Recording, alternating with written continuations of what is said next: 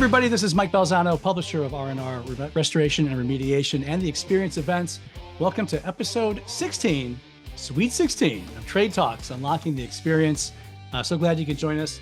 Our guest today is a young lady I met about a year ago. I'm so happy I did. We're already really good friends, and I'm glad she agreed to be on this today. She is a digital marketing expert, a mother, a business owner, an owner of 3 dachshunds, a design expert, a wife, an alum of Liberty University, a speaker, a leader. She's a woman of principle. She's a columnist. We're definitely going to talk about that in a little bit. But we mainly know her as the Chief of Operations of Virtual Vision Computing. Please welcome our friend, Miss Amanda Stichter. Hi, Amanda. Wow, that was quite the introduction I just got there. This industry is loaded with great people. You don't give yourself enough credit. You know, we do a lot of stuff. Very kind of you. I'm very honored to be here. I'm so excited. I was thrilled to get your message asking if I would join you. So very honored to be here. Thank you. Thank you. I'll start at the end and come back to the beginning again. We were so happy you were able to speak at the experience in the past. And we're going to see you again in Chattanooga on April 3rd to the 5th. Yeah. I actually just shared the little promo today of like, hey, so excited to be talking about this stuff. Come talk to me. We're about a week and a half away from the event, so people have hopefully already made their plans of getting there and having fun. And I will be at your session because I always like what you have here. Oh, wow. Well, then I really got to make sure it's top notch. Doing the research on you, Amanda, the first thing that I saw everywhere, and I know why you said this, but I think it's just great. You're raised in the home of a restoration business owner, and it seems like you're really properly proud of that. But I mean, there's a reason why you said that. I mean, do you think that's what led you into, even though we're going to get into what you really do for a living, is that the reason why you're in our restoration industry? You think some of that? It's funny you asked that because not in the slightest is that why I am in this industry at all. In fact, okay, here's my shameless plug, which I know you said we'll get to, but super excited to be starting a column with R&R, and in my first column, I'm going to speak to the what it was like to actually grow up in the restoration industry. But I guess I'll give a little spoiler alert in that, truly growing up in that industry, it was actually the one thing that I was like, I'm never going to do that. I am never going to work in the restoration industry. I love my dad, and I have so many experiences of what it was like to grow up in the industry, and some that are literally just burned in my brain. I talk about that in my article. But when you're a kid growing up, this is an industry that's very emergency based. And so my dad was gone a lot. And as a kid, my perspective on that was very much it is the business that's taking my dad from me, or that, would cause him to miss these big moments. So I think sort of subconsciously, I had vowed I would never work in this career. Because it's just very hit or miss. I heard the stories. It was kind of sounded terrifying to me as a kid. But now that I'm in it, I will say I have a very different perspective of kind of the sacrifices that my dad made growing up in that, and the why behind it, and makes me appreciate that much more now why I get to be a part of this, and the why behind I do what I do, Boy, I remember I was fortunate enough to be on your podcast a few months back, and we discussed a little of that. I understand. And as I said then, everybody that comes on this particular podcast that's in restoration, why are you doing? They always say, I want to help people. I want to help people. And it's great. I think it's really beautiful. It's kind of neat. And maybe there was something, maybe there was you didn't want, look, believe me, I understand. I didn't want to get into sales when I was a kid either. For the very reason. I don't want to do what he's doing. But right. You want it. So somehow it's serendipitous. I want to read one thing. And since you mentioned welcome to R&R, by the way, the first article is coming out soon. It's going to be a monthly column in business development and marketing and all kind of good things, marrying that and brand development. And I want to quote you, if you don't mind. Oh boy. From a child raised in the day in and day out of the restoration industry to a now professional committed to enhancing the industry's reach through digital marketing, my journey has been full of insights, transformations, and personal lessons. It's clear to me that now, more than ever, marketing in this industry isn't just about business growth, it's about expanding your impact. It's about ensuring Mm. that when a disaster strikes, families don't see a dollar sign, they see a helping hand. And that's truly a mission that's worth dedicating oneself to, just as my father did all those years ago. And I wrote that. I read that yesterday. I'm like, I got to just quote that. That's awesome. And maybe I Thank should have a you. better word for that. But it was really perfectly put why so many people do this industry and why you, ma'am, are already becoming a big leader in this industry because of that. Not really Well, a that's question very there, just a kind. question. Okay. It's just, um, you have been in the reason you're such a person to talk about that not only is because of your youth and watching your dad, but because you've become quite a marketing whiz yourself, in my opinion. And how long have you been with Virtual Vision? So I have been with Virtual Vision I joined in 2020. Um, do you want me to like give a little bit of my background, I guess? Yeah, absolutely. Absolutely. You can Okay. take us wherever you want Um, to. Awesome. So I've been in marketing for, oh gosh, I don't know, like 15 years now, maybe a little bit more than that. Never fully intended to be in this field. Unknown fact about me. I actually started in counseling. That was my Mm. degree, and decided that I'm probably I don't have a poker face at all. And I feel like as a counselor, you probably need a good poker face. Yeah. So I was like, I don't know that this is the right spot for me. So transitioned to marketing and ended up opening my own um, brand consulting, brand design, and marketing firm that I ran for about 10 years. And just felt the need that, you know what, like I've done that. I started the business, I ran a successful business. You know, I think probably so many of these business owners, you get to the point where you're like, cool, I've done that. Let's go to the next thing.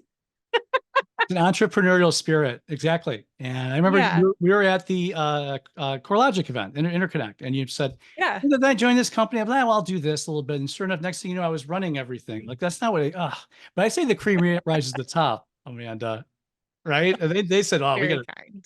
well, yeah, I mean, you've accomplished a lot already. But besides just marketing and that, you mentioned earlier that your brand development is a key. Mhm. Why Mhm. is that I have my own I've been in B2B forever, so I have my own opinions on this, but why in your opinion is that so important to the brand? Besides the obvious I ones, but think I think when you think about like, okay, when you think about someone like starting a business, there's so much drive and so much excitement that comes when you start a business. And any entrepreneur, like naturally they're a go-getter. They wouldn't be starting a business if they weren't. right. But sometimes in the leap to start a business, you get so excited that you forget the foundational items. And so we often think, I say we because I was this person. I do this because I made this mistake and then grew from it. But um we design a logo that we're like, cool, I like that. I'm gonna slap it on a website. I'm gonna slap it on social media as in a business card, and then we just go from there. But eventually, well, I guess I'll step back. I mean, I think initially a lot of businesses grow just by natural, like good services and boots on the ground. But at some point, you're probably going to hit a stalemate, right?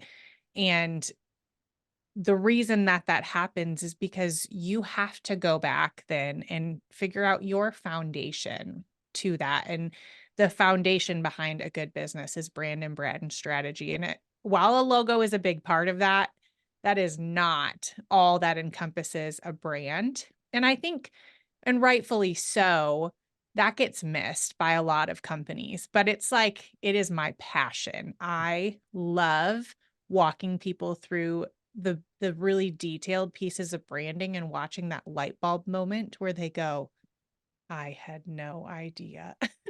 Yeah. And it sounds very simplistic, but there's such depth to a holistic brand strategy, and so that's what I did before coming to Virtual Vision, Mhm. and I'm really excited that we're now branching out and doing some of that, and I get to lead that and do that, and it just brings so much motivation to my day because that is my passion. So, Yeah, well, it comes through too. Man, so many times. It's funny you mentioned that. So many times I see people wanting to start their own. I'm going off on my own. I'm doing it, and I want to be. I have a logo, mhm, like you said. Hey, I got my URL. I got my logo. Here we go. Like, yep, well, what are you doing though? What do you? Okay, and then right. maybe they may Why? start. They may sell a couple things. Okay, but at some point you're going to need the story, the reason.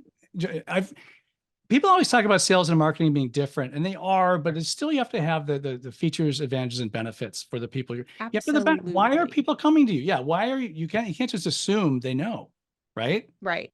Well, I think even talking to restoration, now that having grown up in this business, now working in this business, I hear all the time, like, I can't tell you how many companies I talk to every day that are like, I'm like, okay, what's your brand differentiator? Like, what sets you apart? And Mhm. they know there's something different, but they can't communicate it. Right? Well, we Yeah. respond 24/7. Okay, that's fantastic. Like, there's so much to be said for that, but I think most restoration companies do. So that's not really a differentiator. And so you need that strategy of what truly sets you apart and who you're actually speaking to. And when you can do that and have that definition, transformative is like a really underwhelming word, but that is exactly what it is. I no, it's exactly right, and I hate to. That is such a high level way to put it. What I'm about to do. What we used to say it's sales training. You have to make a fab burger, features, advantages, and benefits, and hold their hands and walk them through. Love it. These are the reading glasses, and I'm selling you these reading glasses. When you read those, you'll be able to read better, and Yeah. therefore you'll be able to communicate about it. I mean, you really have to walk people through it all the way, and it's definitely that way on Mhm. the marketing side, and it is transformative. You're right, and once people see the light, I imagine it's very exciting for you. Besides, of course, them, right? It is. It is. Well, and I think most people think, again, and I say I learned from experience, but I started a business like, oh, I'll just design a logo with what I like now. And hadn't, I gave no thought to it. Let's be Right. real. And at some point, though, when you take that step back, it seems like you're taking a step back, but then you've got that brand solidified. You will watch your business grow in ways you never thought possible, simply for a brand strategy alone. And it's not like you could like flick the switch and do it, but gosh, I'd imagine once you get to that point where you've got a solid, airtight story, legitimate story Hmm. too, truthful, Hmm. it probably feels like that for them, I would imagine. It We're, does. yeah, It now we does. just let everything come in. And of course, that's again, that's a little overstating it, but still, Yeah. what a helper. Yeah. You Yeah. also are an expert in digital marketing quite a bit. I've noticed. I mean, is that a main part of no? I'm So overstating um that's really part of it, like holistically what Virtual Vision, the company that I'm with, that's right? holistically what we do. With that branding piece, we're really just like closing the circle of right, like the foundation and bringing it all to life. But digital marketing is, gosh, it's like an ever-changing market. Some days Google just really makes me want to pull my hair out. Mm. Um, Right. but I like the challenge, and that is the essence of digital marketing. 90% of people are finding things online, and if you're not online, you're missing out. Like, Yep. not to say that there aren't areas for other growth through marketing. Not everything is like that's just one tactic for it, but it's a very important tactic in today's society and culture. Absolutely. I remember, I started in this industry in the late 90s, and Mhm. God is my witness. People would call me up and say, Mike, I have a great news. We have a website. We made a website. Can you release that as a press release? That was just huge Yeah. news. and, Yeah. It and was a so big deal. it was a big It deal. was. And we've seen this go all the way to where we are today. And you're exactly right. It's ever changing. It's never the same. It's much more challenging to keep in touch with what it is. But gosh, it's fun sometimes, Yeah. it's fun to stay on the cutting edge of this and learn new techniques. And especially when, as you mentioned before, your clients see the benefits of that, right? Mhm. I think the hard thing, and I just had this conversation this week of the hard thing of digital marketing is it's not like, an online product necessarily that like you click and is delivered to your door. It's not always like super tangible right off the bat because it takes time and it was created to have to take time. It's an ongoing effort, not a one and done type thing. But when you do it well and when you can do it successfully and strategically, that you do see the effects of it. You need Mhm. patience, it's multifaceted like anything. But you do see the effects of it and it's very valuable. Well, these are just some of the chestnuts you're going to get from Amanda at the experience, which is going to be about a week and a half from today, April 3rd through the 5th in Chattanooga at the Convention Center. Still can get in. We have a bunch of exhibitors who've signed up in the last few weeks, which is exciting. More importantly, a lot of Yeah. attendees are there and a great agenda. I'm so proud. Jim Pemberton is going to be there, Chuck Violand, Mark Violand, a lot of people who are on this show, as well as Amanda is going to be speaking. I'm very excited about that. Now, do you remember what Me what your too. chat is going to be? Put you on Yeah. the spot. So, you and I last time we chatted talked a lot about what the businesses that are attending the experience, their size, what they're actually looking for. So I really wanted to tailor my session towards that. So I'm speaking specifically to how to boost your visual organics online. So organics meaning not paid advertisements online for free. What can Mhm. you do yourself as a small business that needs a foundation to get started to boost your visibility online? So that's what I'm going to be talking to. I'll tell you, Amanda, when we got the post-show survey back from the Las Vegas event, and I guess this isn't a Yeah. shocker if you really think of it, but to me, it hit me right in the head. 80% of the people that were there were from companies of less than 50 people. And I bet you if it dropped out to 20, it'd be the Yeah. same number. These are all small business owners and contractors looking to increase their profitability. So Hmm. I would strongly suggest if you're coming to the experience, go to see Amanda. Howard Partridge will be there. A lot of people telling the same and similar stories, but Amanda is the one that really seems Hmm. to have her finger on the pulse of this. That's great. Oh, thank you. No I'm problem. very excited. We obviously are in this market and that's what we do, but there are things that businesses can do themselves. And why would we not share that? Like, I'm not going to gatekeep that information. So, We all work together. I talked to a few people the other day. Mark Violand said we used to go to trade mhm. shows. This is in the 80s.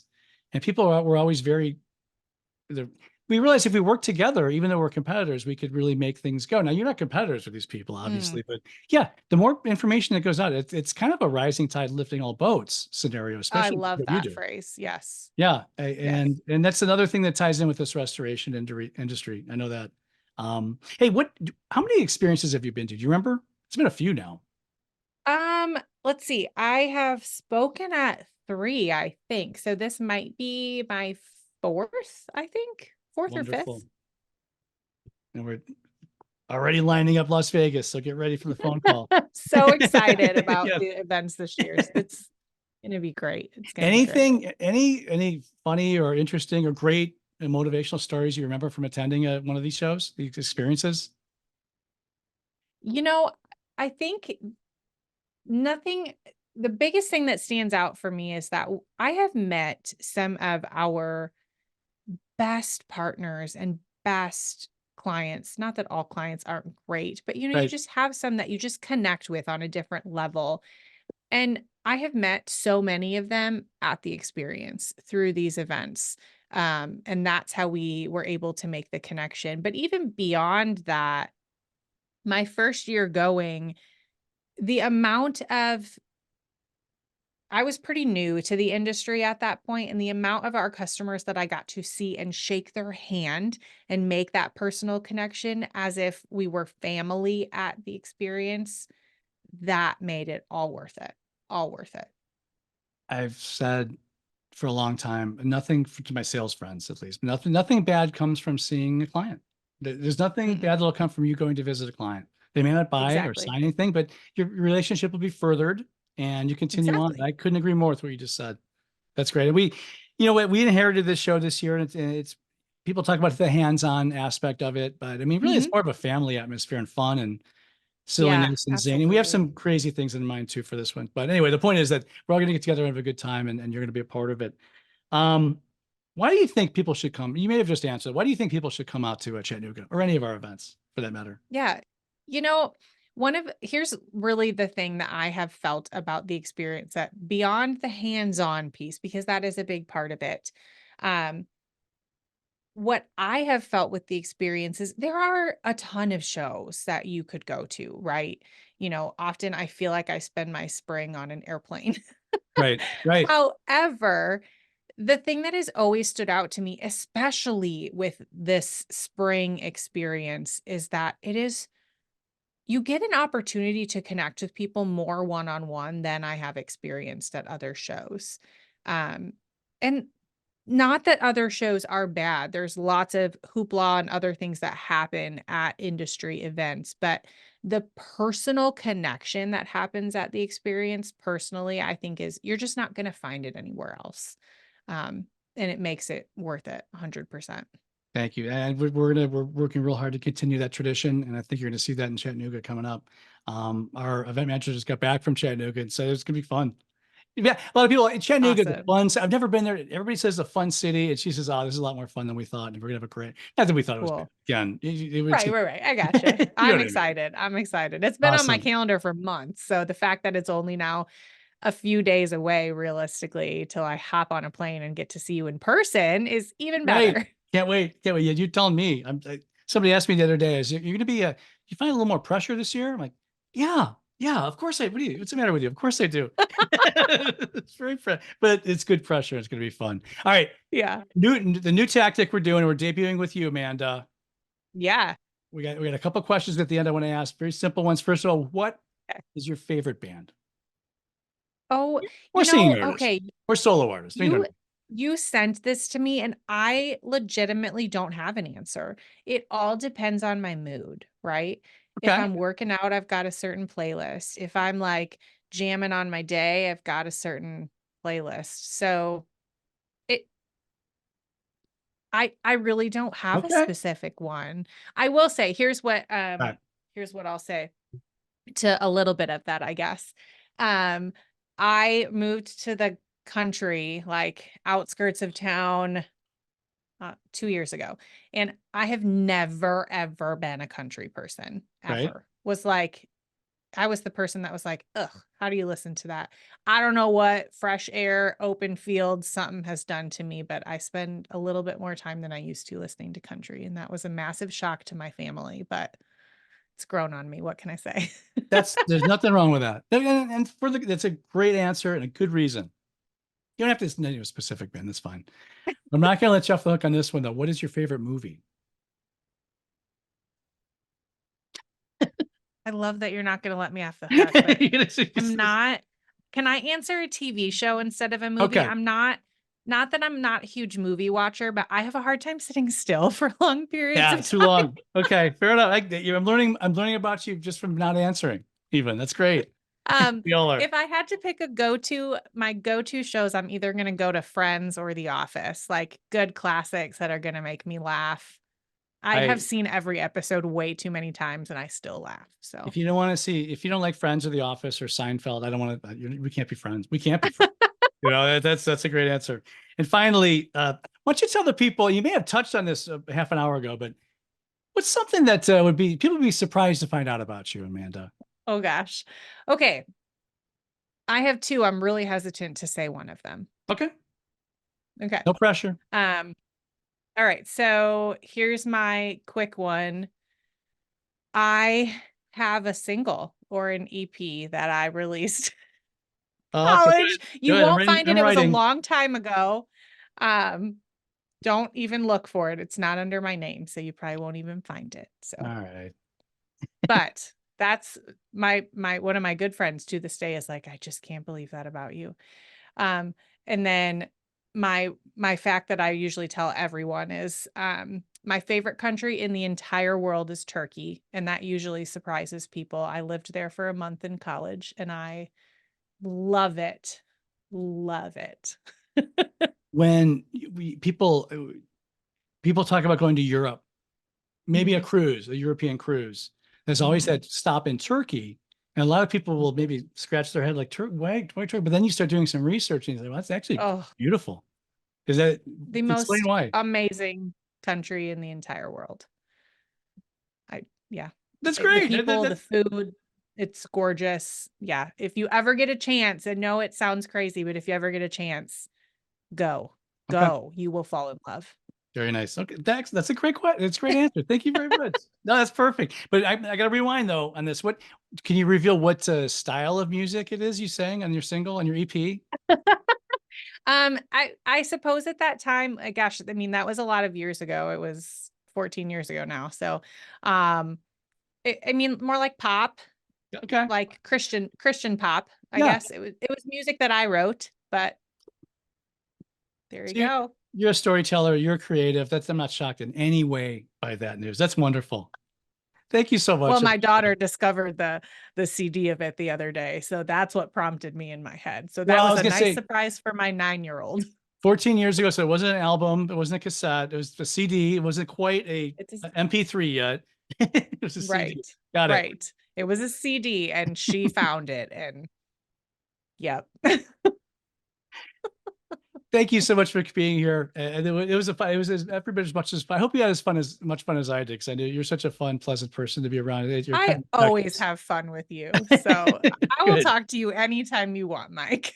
Well, you can see Amanda and me if you make plans to attend the experience April 3rd to the 5th in Mhm. Chattanooga, Tennessee. You can register through our website, rnrmagonline.com. Find this and other RNR videos and podcasts on YouTube, Apple, and Spotify. And please follow us if you haven't already. And also feel free to leave a quick review. Please follow us also on Facebook, LinkedIn, and Twitter. A very special thank you to our guest, Amanda Stichter. This is Trade Talks Unlocking the Experience. Thank you for joining us. We look forward to seeing you for one more special free experience episode next week. Thanks a lot, everybody. And thank you, Amanda.